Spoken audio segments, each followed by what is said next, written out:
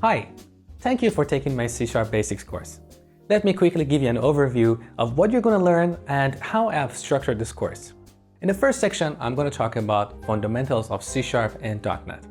One of the questions that a lot of beginners ask is, what is the difference between C# and .NET? So I'm going to cover that. I'm also going to talk about CLR, assemblies, namespaces, IL code, and stuff like that. Then over the next two sections, I'm going to talk about types.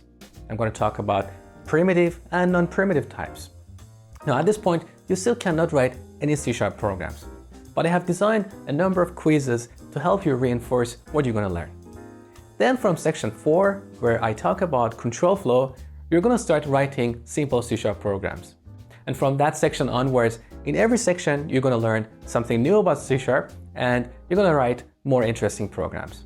And finally, I'm going to conclude this course with a section on debugging. So I'm going to show you some of the tools we have.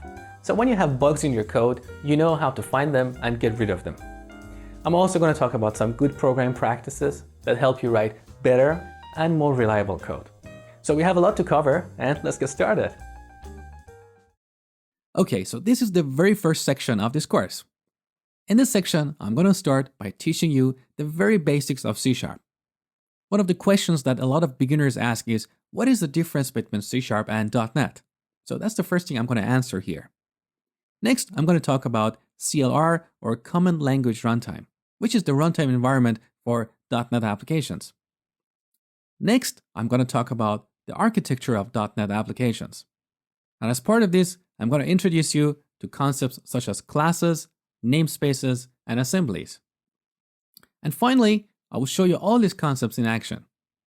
I'm going to introduce you to the very basics of Visual Studio and write a very simple C# application so you can see classes, namespaces, and methods in action. I hope you enjoyed this section, and let's get started. Okay, what is .NET Framework and how is it different from C#? Some developers who are absolutely new to C# don't know the difference, so in this lecture I'm going to talk a little bit about C# and .NET Framework. C# is a programming language.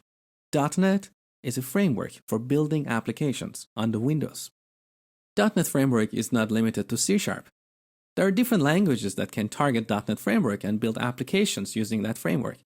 Examples are F# or VB.NET. Okay, now what exactly is .NET Framework? .NET Framework consists of two components.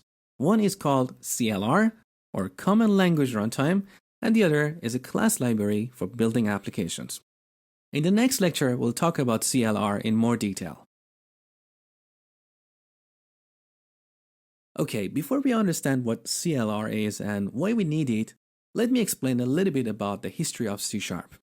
Before C#, we had two languages in the C family, the C language and C++. With either of these languages, when we compiled our application, the compiler translated our code into the native code for the machine on which it was running.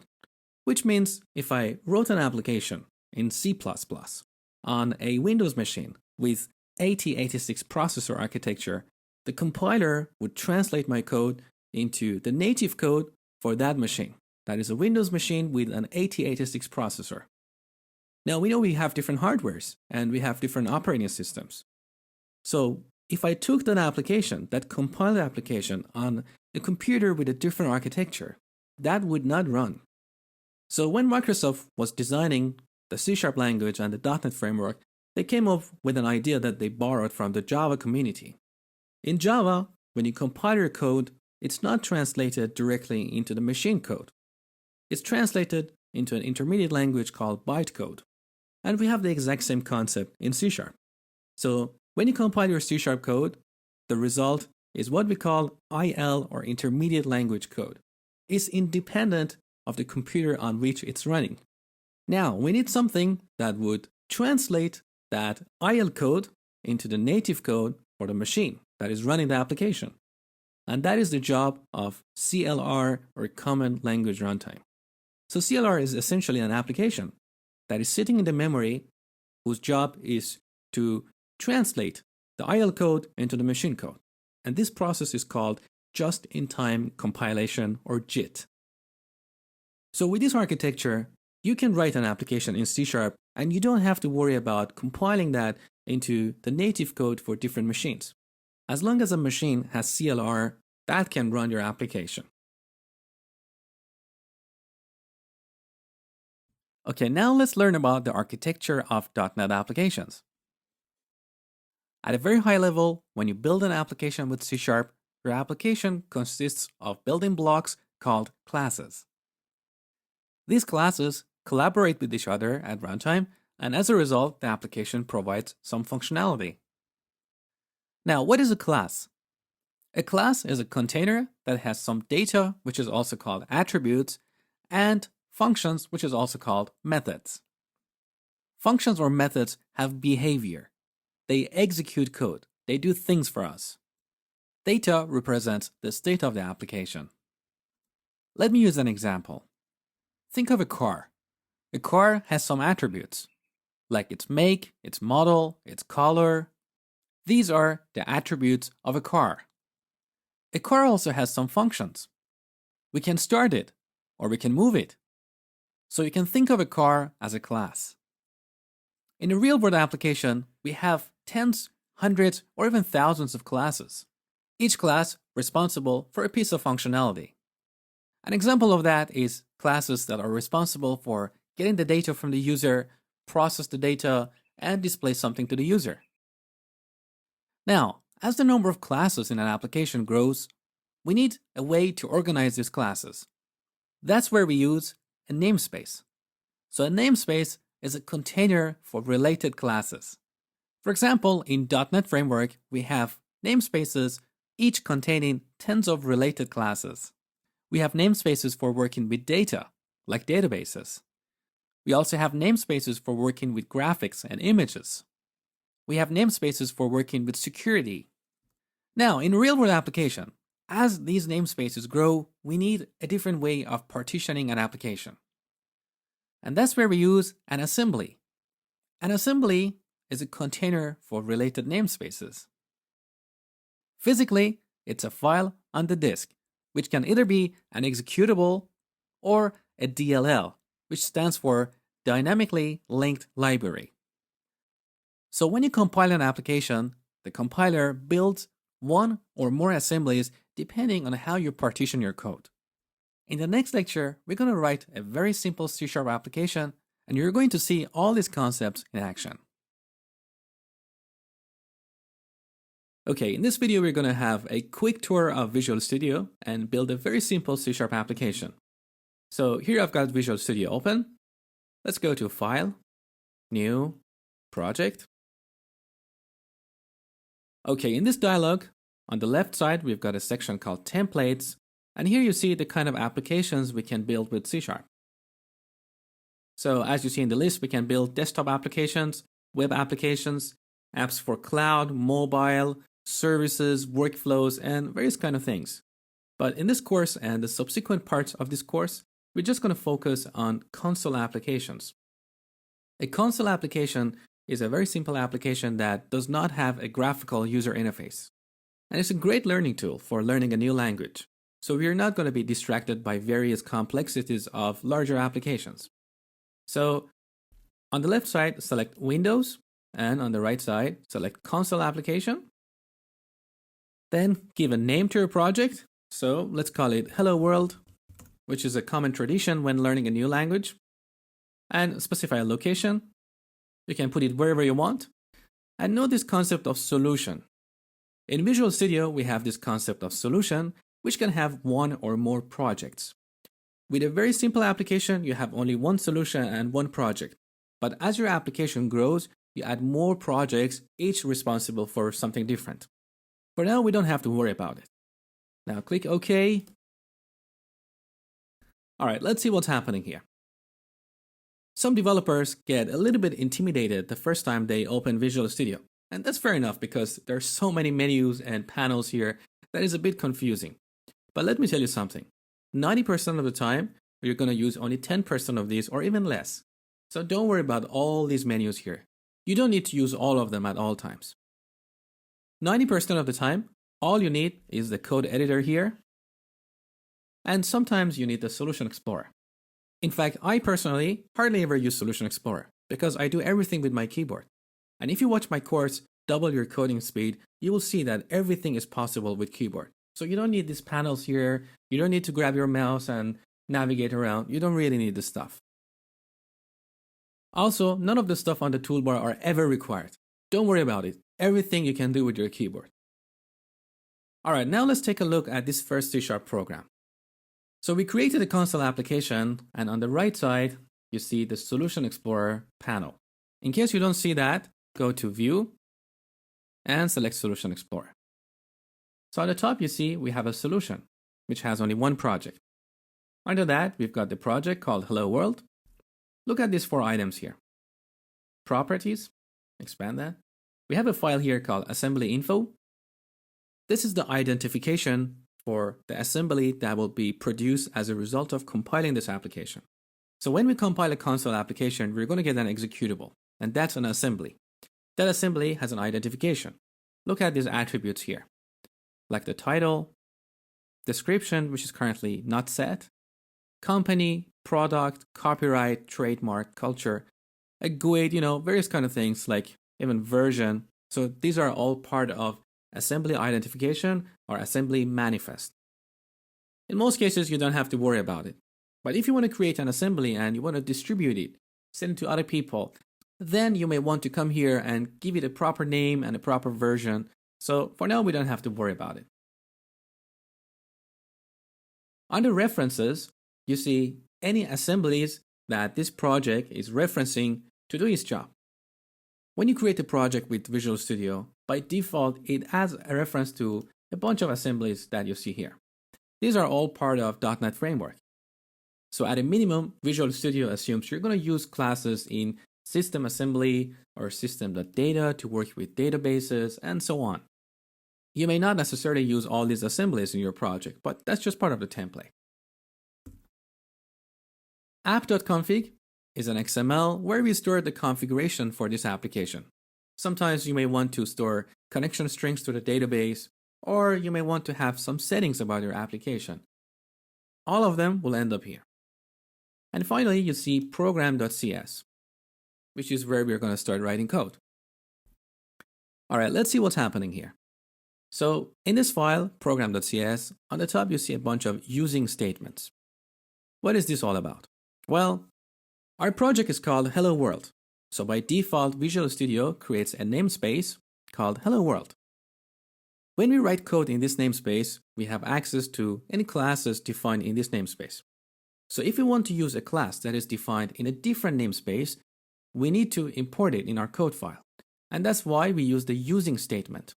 So by default, Visual Studio adds these 5 using statements. System is a namespace in .NET Framework. And that's where we have all these basic utility classes and primitive types there. System.collections.generic is used to work with lists, collections, and so on. System.link is used to work with data, and it's a comprehensive topic that I have covered in my C# Advanced course. System.text is used to work with text, encoding, and stuff like that. And finally, system.threading is used to build multi-threaded applications. In this video, we're going to create a very simple application, and we're not going to use any of these 4 namespaces here. So we're just going to use system. For now, I leave them there, and then I will show you how to clean them up. All right, so here's our namespace. And inside namespace, by default, we have a class called program. So every console application you create with Visual Studio has a class called program. Inside program, by default, we have a method or a function called main. And that's the entry point to the application.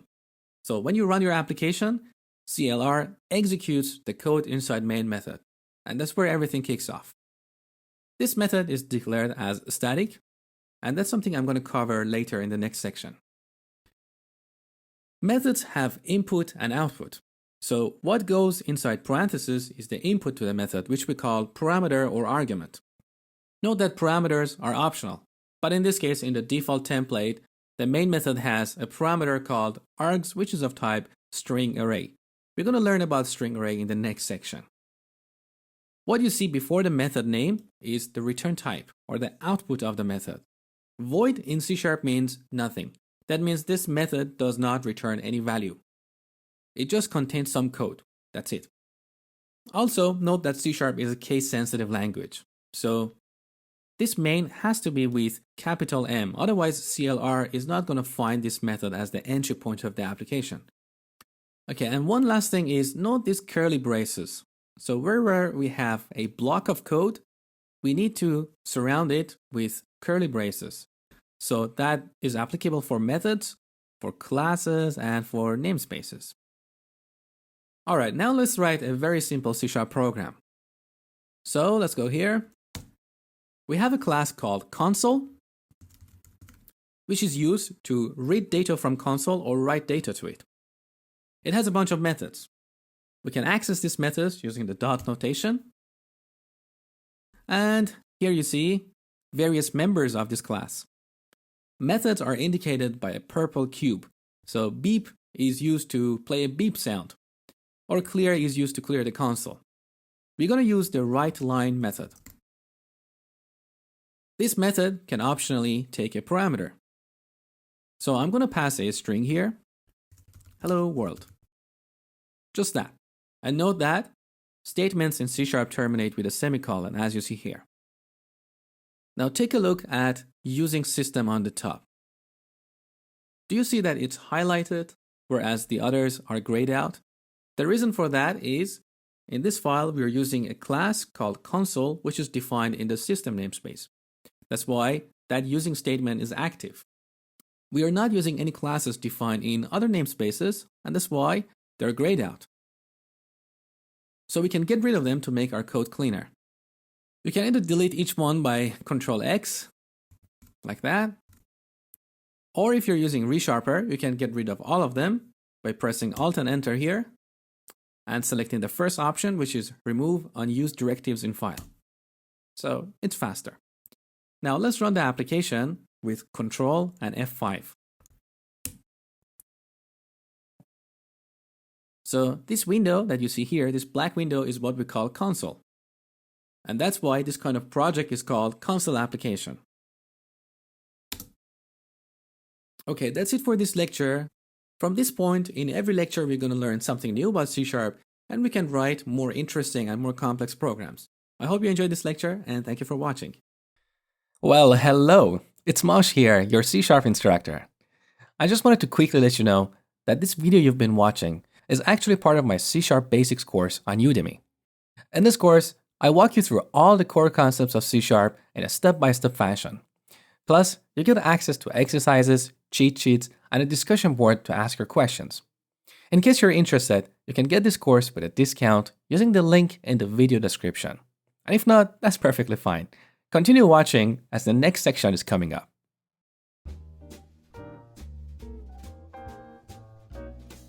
Okay, this section is going to be the first step in your journey to learn C#. So I'm going to introduce you to variables and constants. I'm going to talk about various data types and type conversion.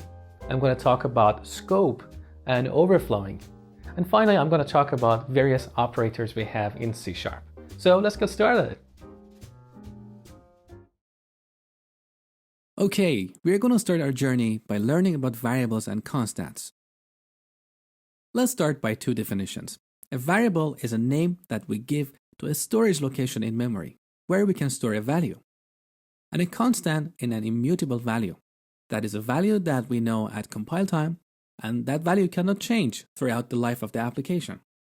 Why do we use constants? The reason for that is to create safety in our application. Imagine you're creating an application that involves some mathematical computation around circles. We have this number called p, which is 3.14, and we use that to calculate the area of a circle. That number should always be the same. We don't want to accidentally change that in our program. If we accidentally change that, everything is going to blow up in terms of the results the program produces. So we declare that number as a constant. And this way we create safety in our application.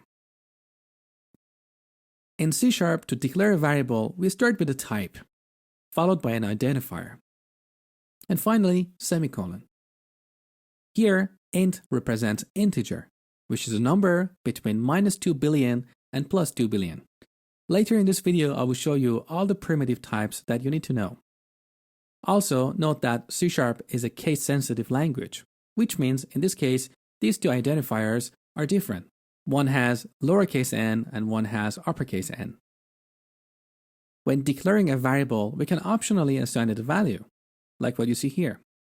You don't have to, but there is one thing you need to know about variables, and that is you cannot use a variable unless you initialize it. So let's say if I declare this int number here and I decide to display it on the console, my application will not be compiled. I have to assign it a value before I can use it, before I can read it. I will show you that later when we jump to coding. To declare a constant, we start with the keyword const. Next we have the data type and an identifier, and here we have to initialize it with some value. We cannot define a constant without setting its value.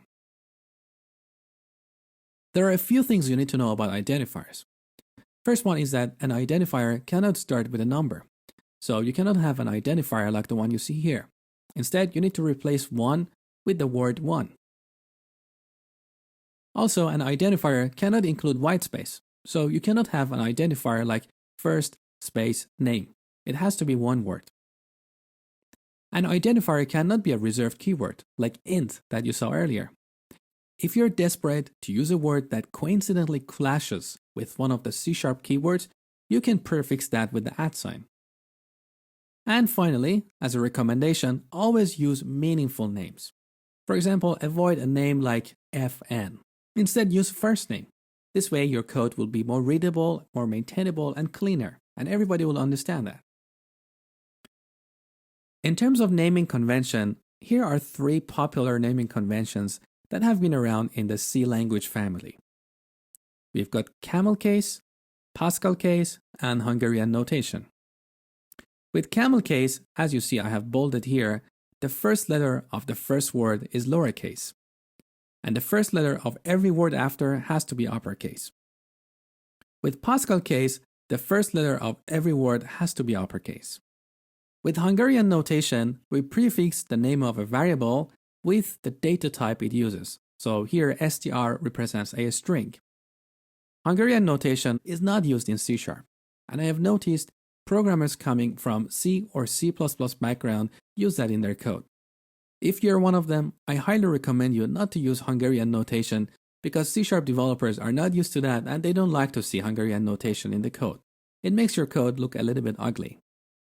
So in C#, to name your local variables, use camel case.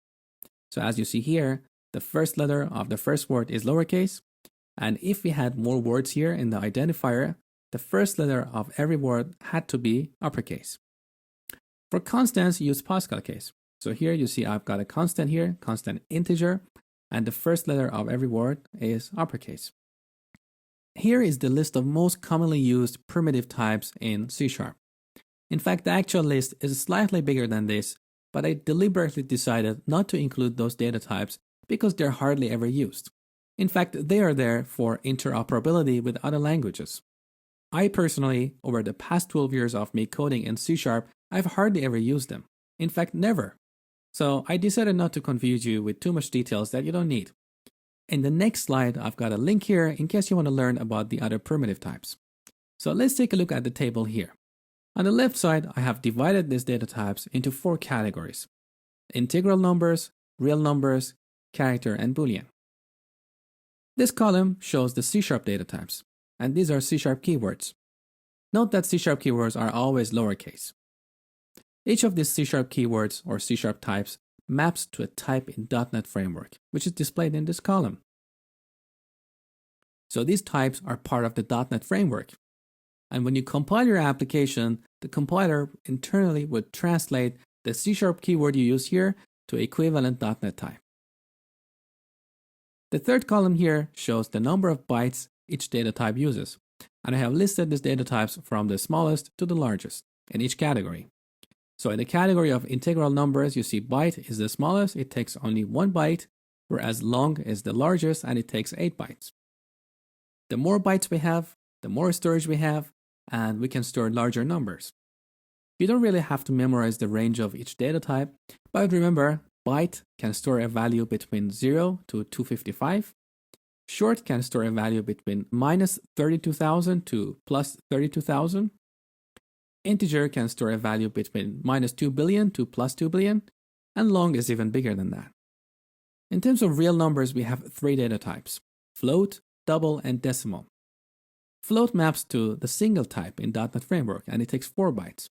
And as you see, it can store a very large number. Double is twice as big, so it uses 8 bytes. And decimal uses 16 bytes. The more precision you need, the bigger data type you use. We also have character, which is represented by char keyword, and it's 2 bytes. So characters in C# are Unicode. And finally, we have bool, which represents Boolean, which can be either true or false. In case you want to learn more about the other data types that I told you they're not really used, you can simply go to Google and search for C# built-in types, and the first page is the MSTN page that lists all the primitive types in C#.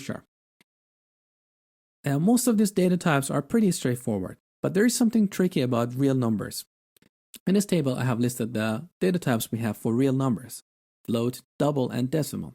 I've highlighted double because that's the default data type used by its C# compiler when you're using real numbers. So if you want to declare a float, you need to explicitly tell the compiler to treat the number you have as a float. Here is an example. I've declared a float, call it number, assign it 1.2. Here I have added the suffix f, and that is to tell the compiler to treat this number as a float.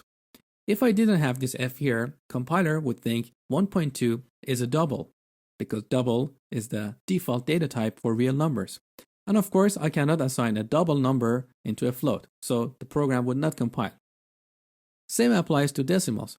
So if you want to declare a decimal, you need to add the suffix m at the end of the number. In C# we also have a few other types which are not considered primitive types, and they are string, array, enum, and class. We'll learn more about them throughout this course. Okay, that's it for this lecture. In the next lecture, we're going to talk about the concept of overflowing. I hope you enjoyed this lecture, and thank you for watching. Okay, now let's talk about the concept of overflowing. Here I've declared a variable of type byte, call it number, and assign it to 255. As I told you earlier in the slides, 255 is the largest value you can store in a byte. Now in the next line, I'm increasing the value of number by 1 and trying to store 256 in the number. But if you compile the application and display number on the console, you will see 0. And this is what we call overflowing. So we have exceeded the boundary of the byte data type. In C#, by default, we don't have overflow checking, which means we can modify the value of a variable at runtime, and if we go beyond the boundary of its underlying data type, we'll get overflow. Now, sometimes this is not desirable in your application. You want to stop overflowing. If that's the case, you need to use the checked keyword. So here is how it works. We have the checked keyword, followed by curly braces, which indicate a code block. And inside that block, we have the variable declaration and any kind of arithmetic operations. With this code, overflow will not happen at runtime. Instead, an exception will be thrown, and the program will crash unless you handle the exception. The topic of exceptions is an advanced topic, and I have covered it in my C# Advanced course. For now, all I want you to know is that if you use the checked keyword, overflow will not happen, and instead, the program will throw an exception. Now, do we really need that in reality? Honestly, I have never, ever came across this situation. Because if I was concerned that in this case my number variable would overflow, I would just simply use the short data type instead of byte. But I decided to include the concept of overflowing because I wanted my C# course to be comprehensive. So just be aware of that in case you hear about overflowing somewhere, but you're probably not going to use that in the real world. In the next lecture, we're going to talk about the concept of scope. Okay, let's talk about the concept of scope. What is a scope? Scope is where a variable or a constant has meaning and is accessible. Take a look at this block of code here. As you know, a block is indicated by curly braces. Here we have 3 blocks of code. Here's one, here's another, and here's the last one. Inside the first block, I've got a variable called a. And a is accessible anywhere inside this block or any of its child blocks. If I go out of this block and try to access a, the program will not compile. The same rule applies to other variables. So let's take a look at this block here. B is meaningful anywhere inside this block or any of its children. If I go outside this block and try to access B, I'm going to get a compile time error. Okay, I think that's enough theory for now. Let's open up Visual Studio and do some coding. Okay, let's start by declaring a variable of type byte and call it number. Now we want to display it on the console. So as you remember from the last lecture, we type console.writeLine and put the variable here. Note that as I was typing console.writeLine, my ReSharper plugin automatically added this using statement on the top. System is a namespace, and console is a class that is defined in the system namespace. So in order to use the console class, we need that declaration here on the top. If you're not using ReSharper, you have to go here and manually type using system semicolon. Okay, now take a look at this number here. It has a red underline. And if we put the mouse cursor here, it says local variable number might not be initialized before accessing. If you remember from the slides, I told you in C# before you can access a variable, you need to set it. You need to initialize it. And that's the reason here we have the red underline. We cannot display the number on the console before initializing that. So if I try to compile the application, we're going to get an error. To compile an application, you press Ctrl, Shift, and B. And here is the error list. Use of unassigned local variable number. We can solve this problem by initializing number, like setting it to 2, for example. And you see the red underline is gone. We can compile again, Ctrl, Shift, B. Build succeeded, take a look here. Okay, now we can run the application by pressing Ctrl and F5. Okay, so we got 2 on the console. Now let's extend this example and declare a few more variables. We can define an integer, int count equals 10, and a float, say total price equals $20.95. Now note this red underline here. Let's find out what's happening here. So I put the mouse cursor here. It says cannot convert source type double to target type float. If you remember from the slides, I told you by default the C# compiler treats real numbers like this one here as double, whereas we are declaring a float. So here we need to explicitly tell the C# compiler to treat this real number as a float. And we can do that by appending an F at the end. So the error is gone. Let's declare a character. So char character equals A. Note that in C# we enclose characters by single quote, like here. We can also declare a string. String is not one of the primitive types, and I have covered it in a separate lecture in this course. But for now, let me show you how to declare a string. We just type string, give it a name, first name equals Mosh. Note that with strings, we enclose them in double quote. So that's one of the differences between strings and characters. And finally, let's declare a bool. Bool is working equals true. So with bools, we can either set them to true or false. Both true and false are keywords. As you can see, they're indicated by the blue color here, and they're lowercase. So everything you see here that is blue is a keyword, like static, void, string, class, namespace, and all these data types here. Now let's display these variables on the console. So let me show you a trick. Instead of writing console.writeLine, we can do a shortcut. This is what we call a code snippet. So we type CW, that is short for console, writeLine, and then press tab. And Visual Studio automatically converts that to console.writeLine. There are various code snippets that help you write code faster. and I will try to point them out throughout this course. So let's display count. Now another one, total price, and note that I can just type TO, and here's what we call IntelliSense.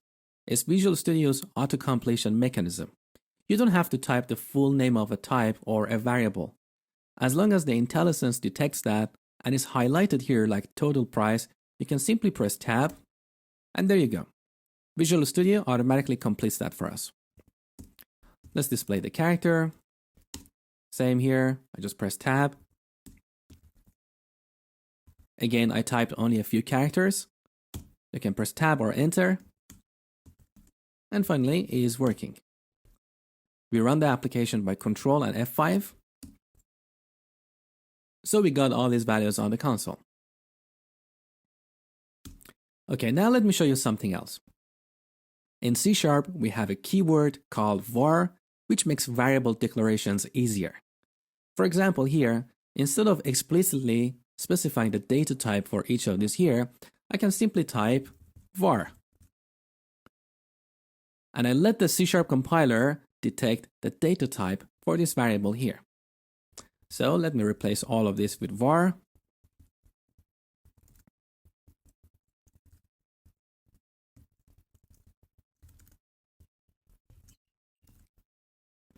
Okay, now if we hover the mouse over the var keyword, we can see the underlying data type. In this case, it's system.boolean, which is the .NET type, which maps to C# bool keyword. How about this one? That's a string. And this one is a character. And this one is system.single, which maps to float in C#. And in the case of count, it's int32, which is integer. And same for number. So the tricky thing here is, by default, C# treats integral numbers as integer. And when you use the var keyword, it assumes that it's an integer. If you really want to go for a byte, then you have to explicitly specify it as byte here. But telling you from experience, it's safe to use integer in most cases. In fact, if you look at the classes in the .NET framework, in most cases, integer is the data type used for representing integral numbers. Okay, I revert this back. Now I show you something else. So let's take a look at this one here. So it's a char, which is a character. We can put the mouse cursor here and press Control and then click. That opens the Object Browser window. Take a look here, it's Object Browser. And it's a way to look at the various classes in your project or in the .NET framework. In this case, because I did a control click on the char or var keyword, this is what we got here. So char is highlighted in the Object Browser. On the right side, you see all the members of the char type. So these purple ones are functions or methods.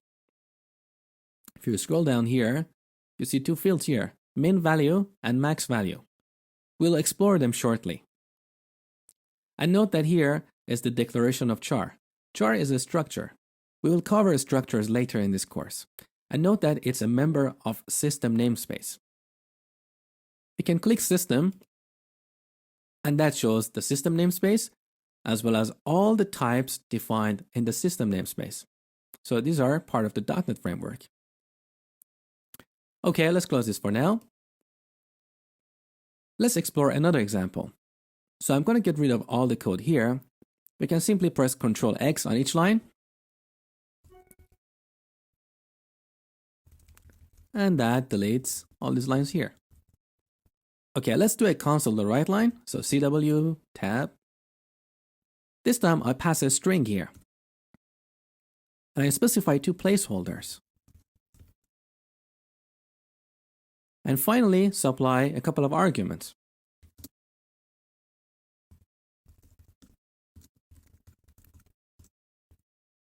Okay, let's see what's going on here.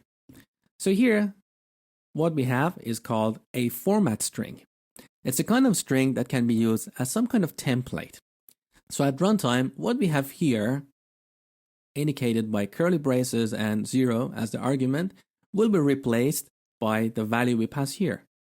So 0 represents the first argument after this format string. And 1 represents the second argument after this format string, in this case, byte.maxValue. So let's run this application.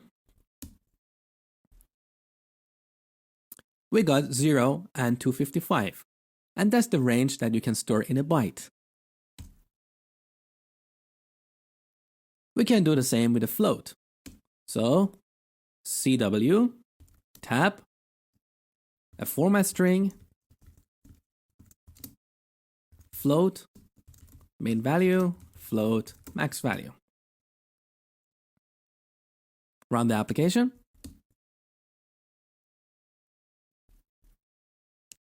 So this is the range we can store with a float. It's a huge number that is displayed using the scientific notation. Okay, now let's take a look at constants. So I get rid of these two lines here, Control X, Control X.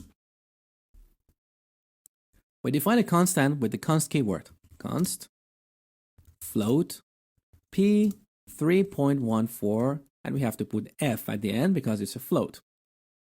Now, because we declared p as a constant here, I cannot change it in my program. So I cannot go here and say p equals 1. The compiler is not happy, and that's why we see that red underline here. If you hover the mouse here, it says, read-only local constant cannot be used as an assignment target. It's a little weird expression to understand, but basically, the intention of using constants is to have some kind of safety in your program. So if there are values that should not be changed throughout your program, you define them as constants. And this way, you won't accidentally modify their values. Well, if you made it this far, you seem to be very enthusiastic about learning C#, and I highly recommend you to take my C# Basics course using the link in the video description. This way, you can learn all the core concepts in a structured way, and you don't have to waste time jumping from one free tutorial to another. You can see that currently this course has over 5,000 students with over 400 5-star reviews. Plus, it comes with a 30-day money-back guarantee. So if you're not satisfied, you can ask Udemy for a full refund within 30 days, and you get all your money back, no questions asked. Again, you can get this course using the link in the video description. I hope to see you in the course. In this video, I'm going to talk about various kinds of type conversion in C#. We have implicit type conversion, explicit type conversion, which is also called casting, and we also have conversion between non-compatible types. Here is an example of implicit type conversion. A byte, as you know, takes only 1 byte of memory, and an integer takes 4 bytes. So we can easily copy a byte to an integer. What happens at runtime is, let's take a look at this slide. So here's the binary representation of our b variable here. So 1 is represented as 7 bits of 0 and 1 bit of 1. When we copy a byte to an integer, what the runtime does is it prefixes that value with a bunch of zeros to fill the 4 bytes. So there is no data loss. In situations like that, when the compiler is 100% sure that the types are compatible and no data loss will happen, values can be converted to a different type implicitly. Here is another example of implicit type conversion. So we have an integer, set it to 1, and we copy that to a float. Again, in this example, no data loss will happen. But let's take a look at this one.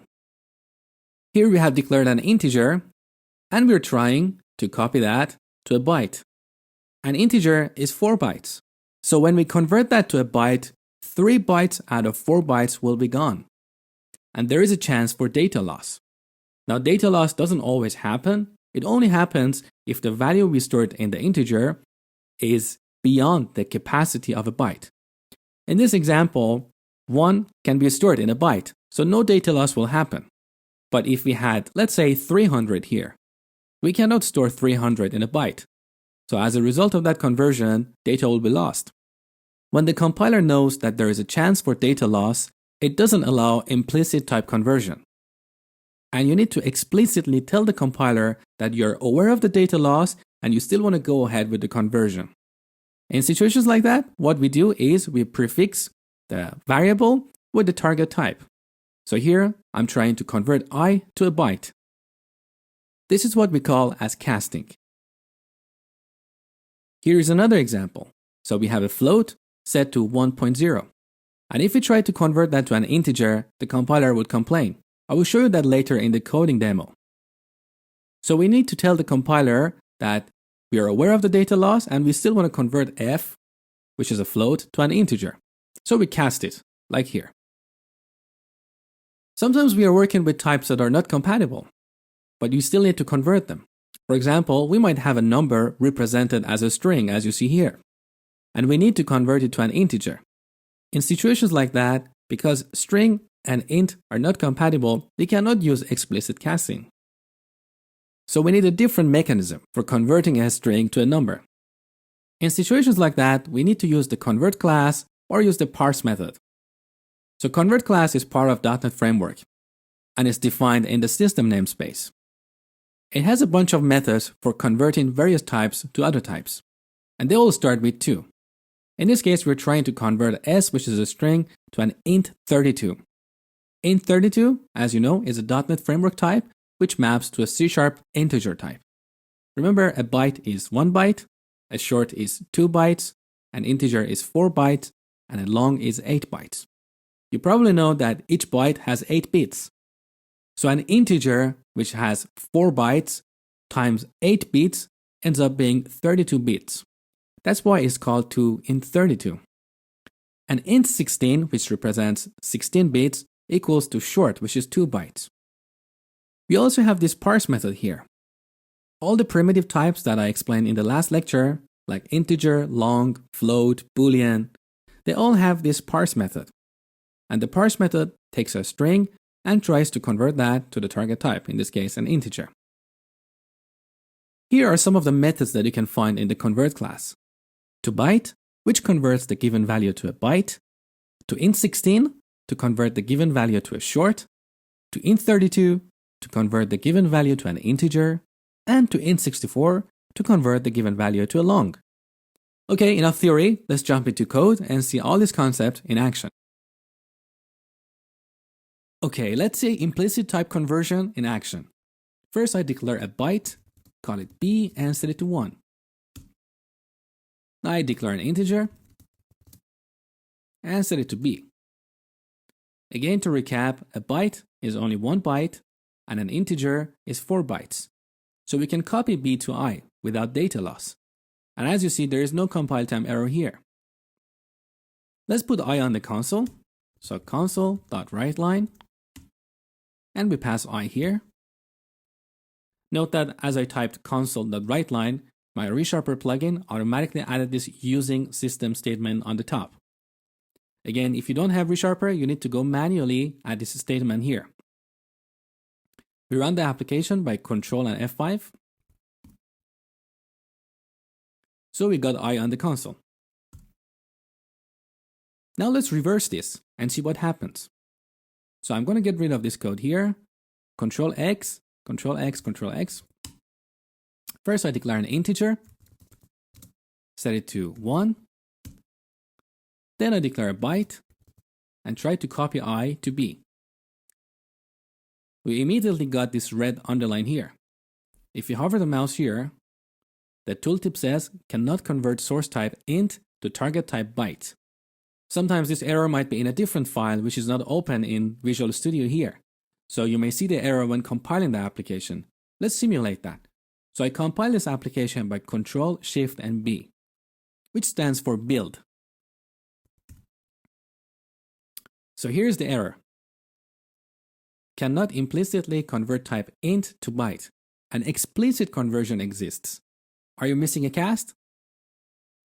So now you understand the concept of implicit versus explicit type conversion. So what we need to do here is to do a cast. So we cast that integer to a byte. Now in this case, no data loss will happen because the value is small enough to be stored in 1 byte. Let's put B on the console. Console.writeLine, B. We run the application. So everything is good. But let's see what happens if we set I to, let's say, 1000. We cannot store the number 1000 in a byte. The maximum we can store in a byte is 255. So if we run the application now, we got 232 because some of the bits were lost. And this is the reason that C# compiler knows that there is a chance for data loss, and it enforces you to explicitly specify the cast. Sometimes you know that despite the differences in data types, there is no chance of data loss, like in the last example where I was set to 1. In those cases, you can safely apply a cast. Okay, now let's take a look at non-compatible types. So let's clean up this code. I start by declaring a string. Let's call it number and set it to 1, 2, 3, 4. Just recapping from the last lecture, note that here I could declare this with the var keyword. And C# compiler automatically detects that this is a string, so number will be defined as a string. And we can see that by hovering the mouse here, it says system.string. Now let's say we want to convert that to a number. If I declare an integer, like I cannot cast that number to an integer because they're not compatible. Let's take a look at the error.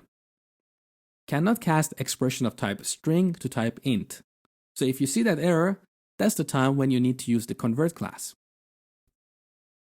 So we type in convert dot, take a look at these methods here. To byte, to char, to int16, to int32, and many other methods here. So let's convert that to an integer, which is int32, and pass number as an argument here.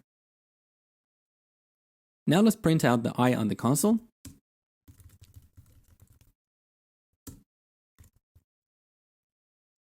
Run the application. So I is 1, 2, 3, 4, all good. But let's see what happens if instead I declare this as a byte.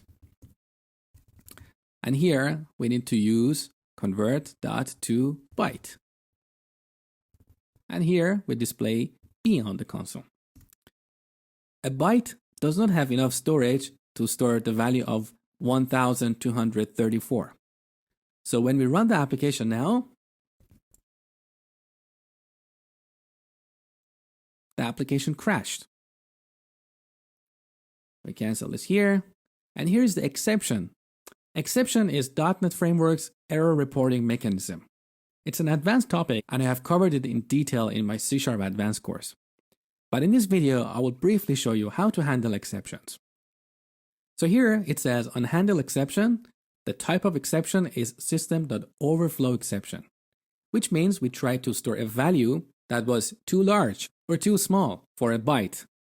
So each exception or error has a type, in this case overflow exception, and has a message.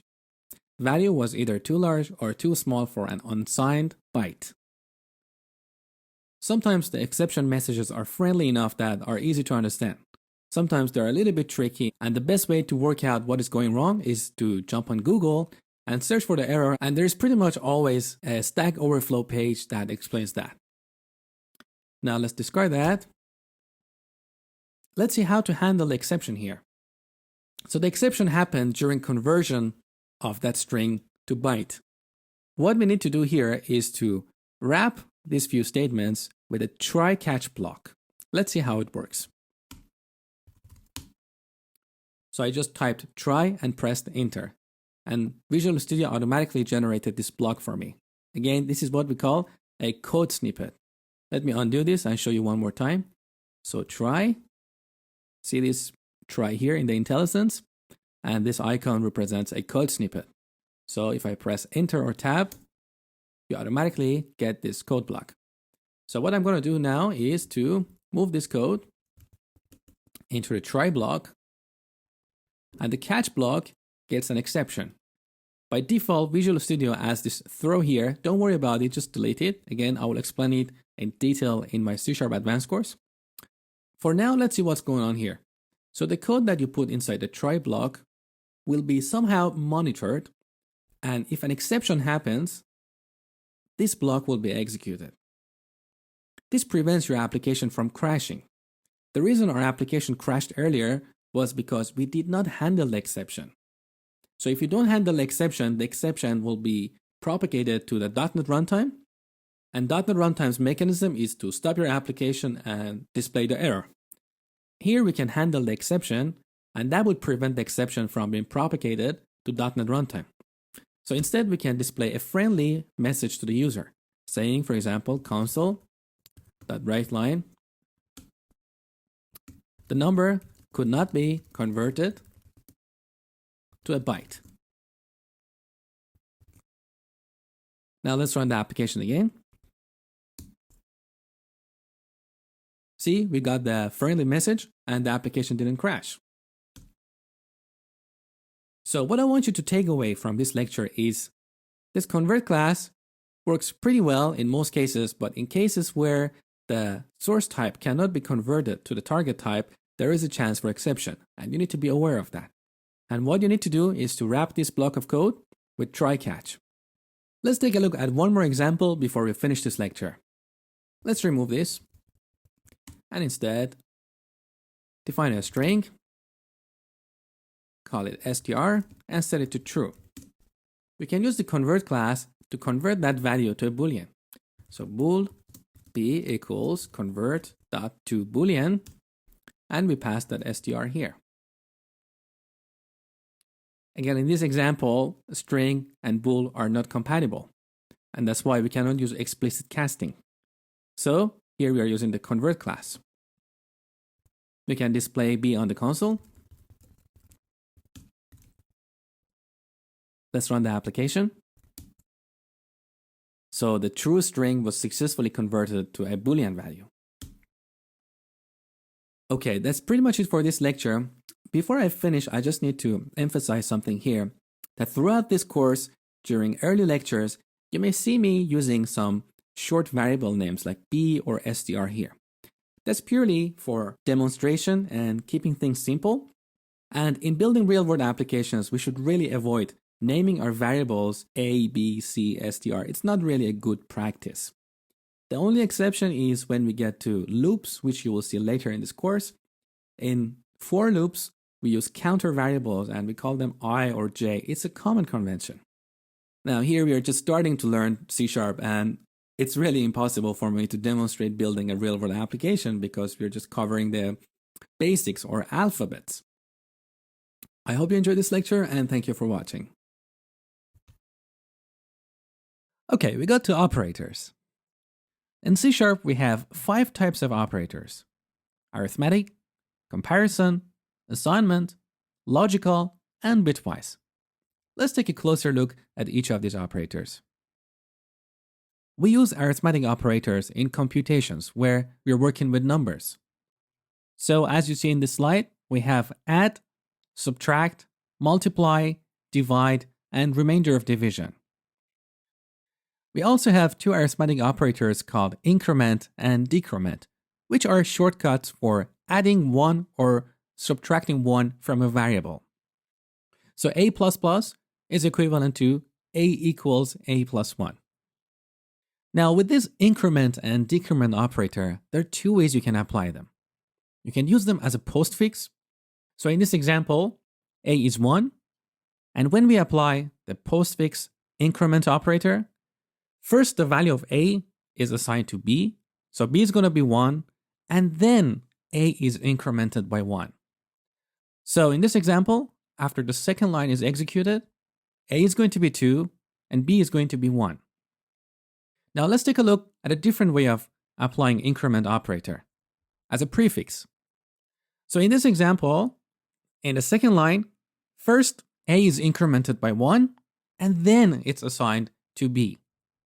So after the second line, both a and b are going to be 2. So be aware of this difference. Okay, next, comparison operators. So we got equal, which is indicated by double equal sign, not equal, greater than or equal to, less than, and less than or equal to. Now, what I want you to pay attention to in this list is that the testing for equality is accomplished by double equal sign. And that's different from a single equal, which is the assignment operator. Next, assignment operators. So the most commonly used is the one with a single equal sign. So here we set a to 1. Pretty basic. Now look at the next 4 types of assignment operators: addition assignment, subtraction assignment, multiplication assignment, and division assignment. Let's see how they work. For example, addition assignment. A plus equal 3 means add 3 to A. So it's equivalent to writing A equals A plus 3. And the same rule applies to other 4 assignment operators. Logical operators are used in Boolean expressions, which are often used in conditional statements. We'll get to conditional statements later in this course. So a real-world example is where you have a condition and you want to make sure that condition and another condition both are true, or maybe one of them is true. So that's where you use a logical operator. In C#, the logical AND is indicated by double ampersand, and the logical OR is implemented by double vertical line. We also have the NOT operator, which is indicated by an exclamation mark. And finally, here we've got the bitwise operators. Bitwise operators are often used in low-level programming, like when working with Windows API, or in sockets, or encryption. Explanation of these is beyond the scope of this course. But if you're interested, let me know and I write a blog post for you. Now, what I want you to take away here is that the bitwise AND is indicated by a single ampersand, whereas the logical AND, which we use in conditional statements, is indicated by double ampersand. Same for bitwise OR and logical OR. So remember the difference. Okay, enough theory. Let's flip over to Visual Studio and see all these concepts in action. Okay, let's start with the arithmetic operators first. So I define 2 variables, a equals 10, b equals 3. Let's add them together and display the results in the console.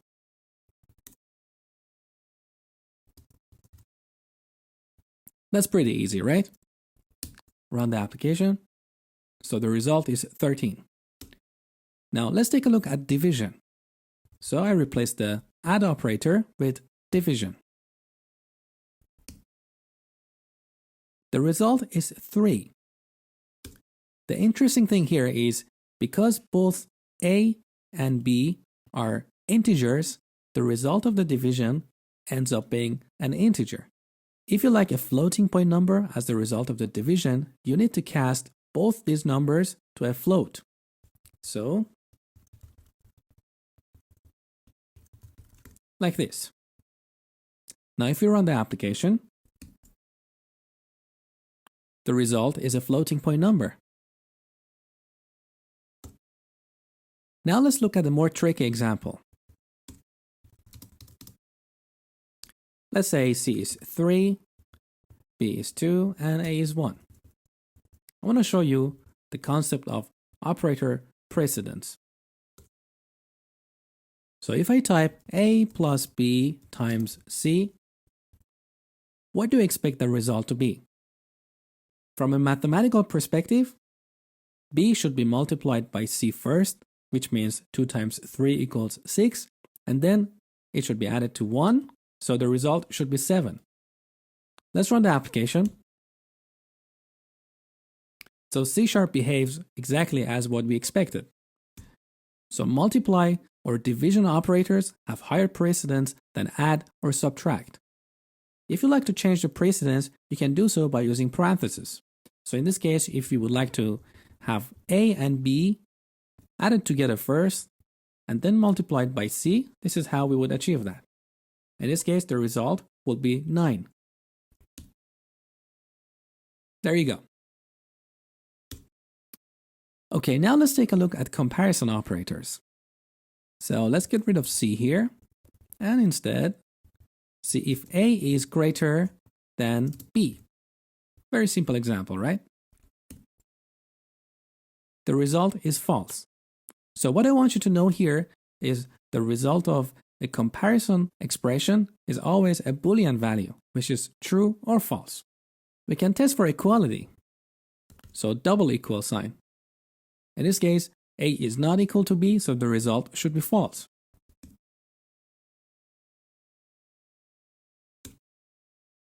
Now let's see the not equal operator. So simply have an exclamation mark here, followed by an equal sign. In this case, because A is not equal to B, the result should be true. Okay, now let me show you a more tricky example.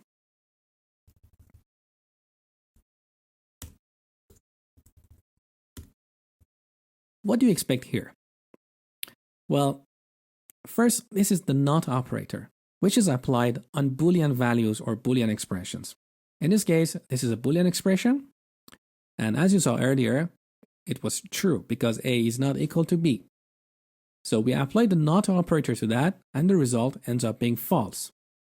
Let's run the application. So we got false here. But this code is not easy to understand or easy to read, because here we have two negatives. One negative and two negative. And for us humans, two negative is hard to comprehend.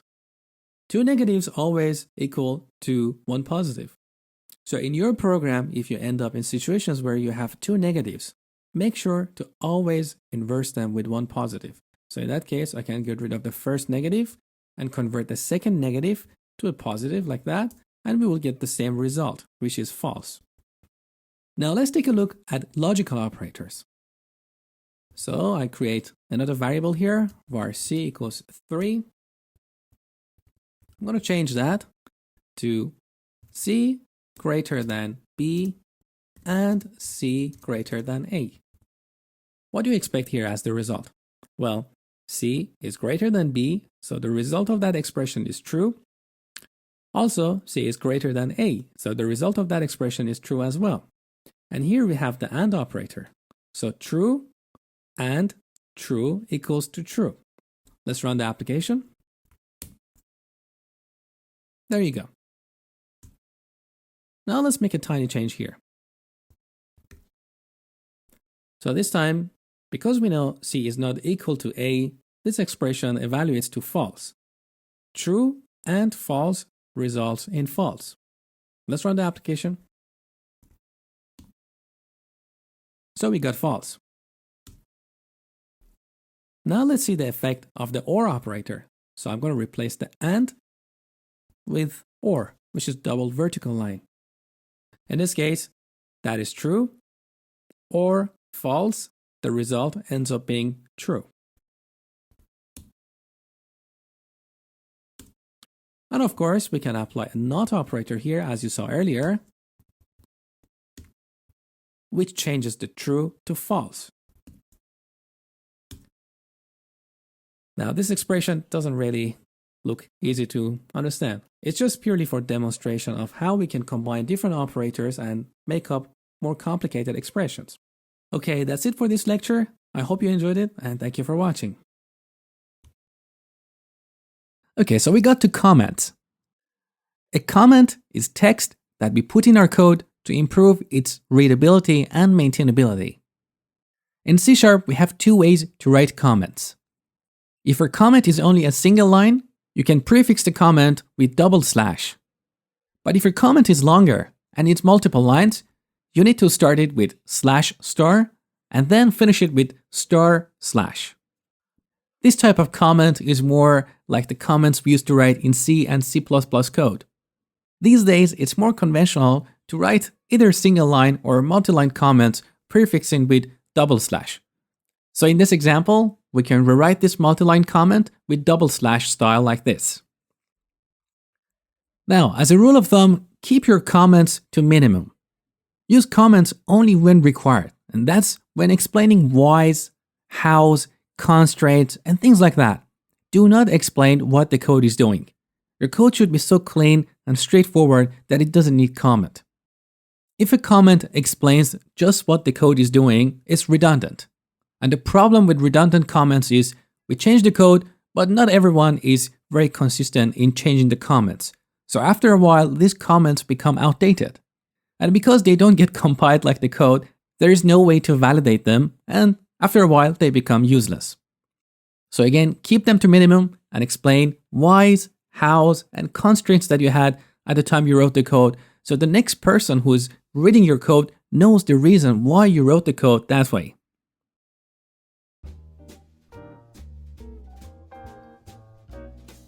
In this section, you learned that C# is a statically typed language, which means once you declare a variable, you need to specify its type, and that type cannot change during the lifetime of that variable. You also learned about the primitive types in C#, such as integer, character, boolean, and so on. Now in the next section, I'm going to introduce you to non-primitive types in C#, such as classes, or structures, arrays, strings, and enums. So I will see you in the next section.